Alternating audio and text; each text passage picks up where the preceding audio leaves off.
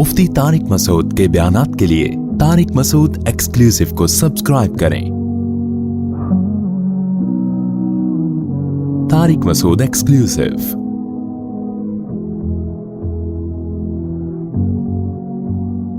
वकाय्यिम मिन आयतिन फिस्समावाति वल अर्दि यमुर्रूना अलैहा वहुम अन्हा मुअरिज़ून।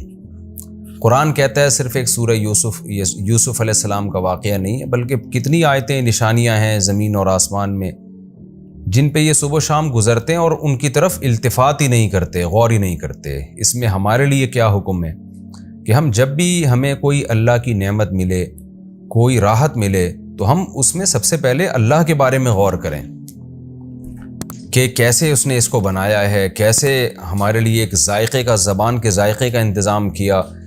जो मुल्हिद लोग होते हैं, गैर मुस्लिम लोग होते हैं, आप देख लें, मैं अक्सर डॉक्यूमेंट्रीज़ देखता हूँ ना यूट्यूब पे, जंगलों की और मुख्तलिफ़ जगहों की जो गैर मुस्लिमों ने बनाई हैं, या गोरे उसको देख रहे होते हैं, नीचे कहीं भी खुदा की तारीफ़ कहीं भी नहीं कर रहे होते, बल्कि ब्यूटी ऑफ नेचर ये कह रहे होते हैं। लेकिन आप अगर देखें कि अरबों की कोई ऐसी चैनल देखें, उसमें नीचे बार जगह जगह अल्लाह की तारीफ़ होती है कमेंट्स में कि क्या ज़बरदस्त ज़ात है जिसने इतना खूबसूरत जानवर बनाया, जिसने इस जानवर को ये घोंसला बनाना सिखाया। तो ये फ़र्क है मोमिन और गैर मुस्लिम में कि गैर मुस्लिम ब्यूटी ऑफ नेचर कह के सारी अल्लाह की किबरियाई का इनकार कर देता है, और जो मुस्लिम है वो हर चीज़ से अल्लाह के वजूद को और अल्लाह की कुदरत को साबित करता है। तो हमें भी सुबह शाम हम गुज़रते हैं, अल्लाह की निशानियाँ देखते हैं, हमें उस पर ईमान को अपने बढ़ाना चाहिए। और वमा युमिनु अक्सरुहुम बिल्लाहि इल्ला वहुम मुशरिकून, इसमें शिर्क की मजम्मत बयान हो रही है कि दुनिया में ज़्यादातर लोग मुशरिक ही हैं, आज भी शिर्क करने वाले दुनिया में ज़्यादा हैं। तो अल्लाह ने गोया इंसान से शिकायत की है कि अल्लाह पे ईमान लाके भी शिर्क कर रहा होता है वो, तो मुशरिक का ईमान वो काबिल एतबार नहीं है। तो इसमें शिर्क की मजम्मत बयान हो गई। फिर अल्लाह के अजाब से डरना, अफ़ा अमीनु अन तातियहुम गाशियतुम मिन अज़ाबिल्लाह, कि हमें अल्लाह के अजाब से डरने का हुक्म है।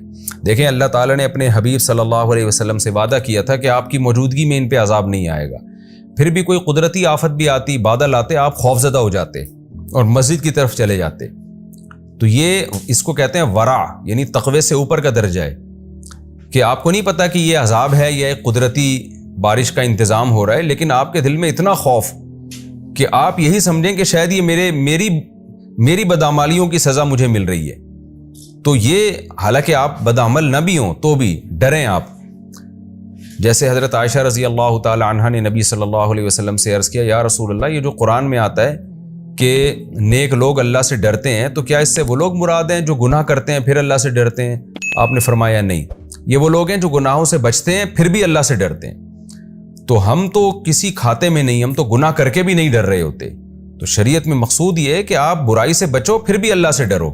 तो अल ईमान बैन अल खौफी वर रजा, ईमान उम्मीद और खौफ के दरमियान में है। उम्मीद भी होनी चाहिए, साथ साथ खौफ भी चलना चाहिए। और कुल हादिही सबीली अदउ इलल्लाह, इसमें अल्लाह की तरफ लोगों को बुलाने की फजीलत है। कितना बेहतरीन काम है, यानी लोगों को अल्लाह की तरफ बुलाना। आज आप किसी को किसी कंपनी की प्रोडक्ट दे दें कि 5 आदमियों में ये फ़रोख्त करवा दो तो इतना कमीशन मिलेगा, कैसे वो कंपनी की प्रोडक्ट की तरफ लोगों को बुलाता रहेगा, सुबह शाम यही काम करता रहेगा वो बैठ के।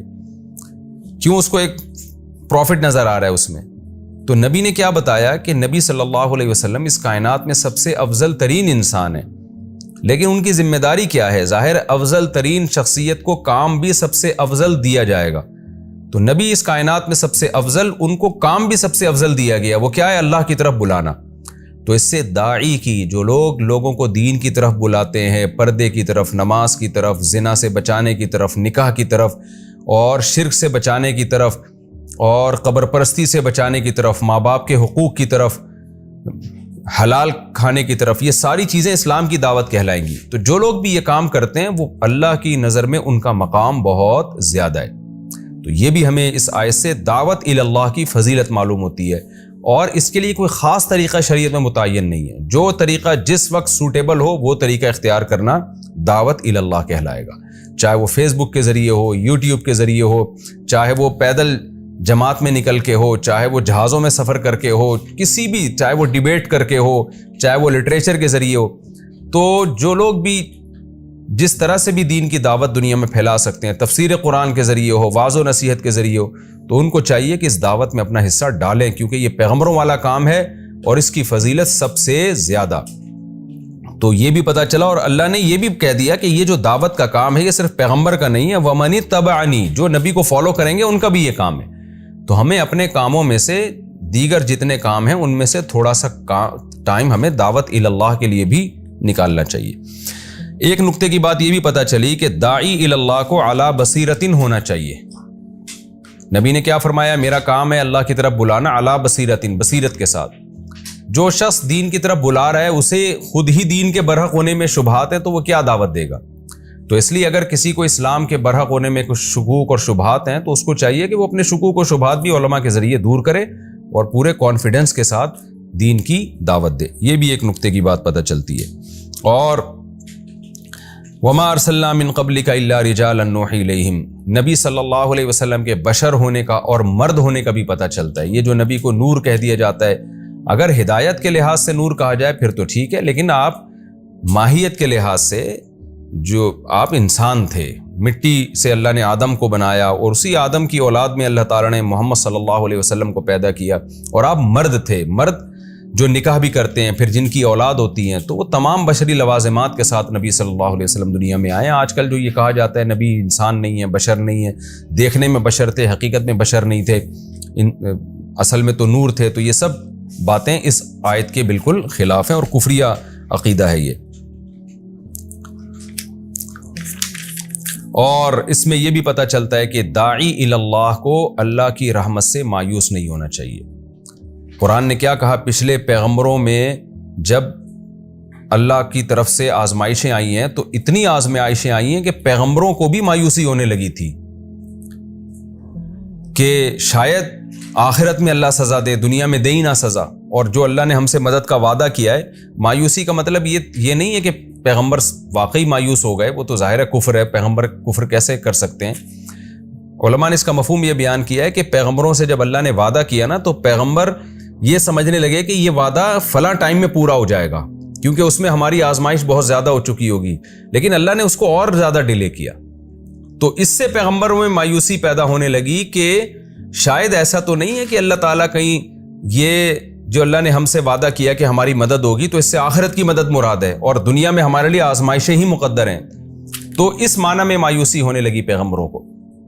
اس کی مثال ایسے جیسے رسول اللہ صلی اللہ علیہ وسلم کو خواب آیا تھا کہ میں عمرہ کروں گا، حدیبیہ کے موقع پہ خواب آیا کہ ہم جا رہے ہیں اور عمرہ کر کے آ رہے ہیں۔ تو آپ نے خواب صحابہ کو سنایا، سب خوش ہوئے، لیکن کیا ہوا؟ مشرکین نے جانے ہی نہیں دیا۔ اگلے سال آپ نے عمرہ کیا ہے، تو آپ صلی اللہ علیہ وسلم خواب کا مطلب یہ سمجھ رہے تھے کہ اسی سال عمرہ ہوگا، لیکن خواب میں کوئی ڈیٹ نہیں تھی کہ لازمی اسی سال عمرہ ہوگا۔ خواب میں تو آپ کو یہ دکھایا گیا کہ آپ عمرہ کرنے۔ تو یہ والی اجتہادی خطا پیغمبروں سے بھی ہو سکتی ہے کہ وہ یہ سمجھ رہے تھے کہ ابھی ہوگا، لیکن بعد میں اگلے سال ہوا تو پتہ چلا کہ بھائی یہ اس سال مقدر نہیں ہے۔ تو پیغمبر بھی اللہ کے بارے میں یہ سمجھنے لگے کہ اللہ نے جو مدد کا وعدہ کیا ہے تو بس یہ اتنی آزمائشوں کے بعد آ جائے گی، وہ اس وقت نہیں آئی۔ تو اس سے ہمیں ایک امید کی بات بھی پتہ چلتی ہے کہ ہم زمینی حقیقت، یعنی جو ہمیں زمینی نقشے نظر آ رہے ہیں اس کو دیکھ کے ہم کبھی مایوس نہ ہو۔ ہمیں لگے کہ ہم دین کی دعوت دے رہے ہیں اور بے دین قوتیں سر اٹھا رہی ہیں تو ہمیشہ ایسا ہوگا، نہیں بھائی، اللہ مہلت دے کے پھر والعاقبۃ للمتقین، یا یہ لفظ آیت تو اچھی طرح یاد کر لینی چاہیے، انجام بہرحال پرہیزگاروں کا ہی اچھا ہوتا ہے، چاہے وہ دیر سے ہو، رزلٹ آپ ہی کے حق میں آئے گا انشاءاللہ۔ تو یہ بھی ہمیں پتہ چلتا ہے۔ اور اچھا، ایک بہت اہم سوال ہے سورہ یوسف سے متعلق، بس اس سوال کا جواب دے کے میں آج کے لیکچر کو ختم کرتا ہوں۔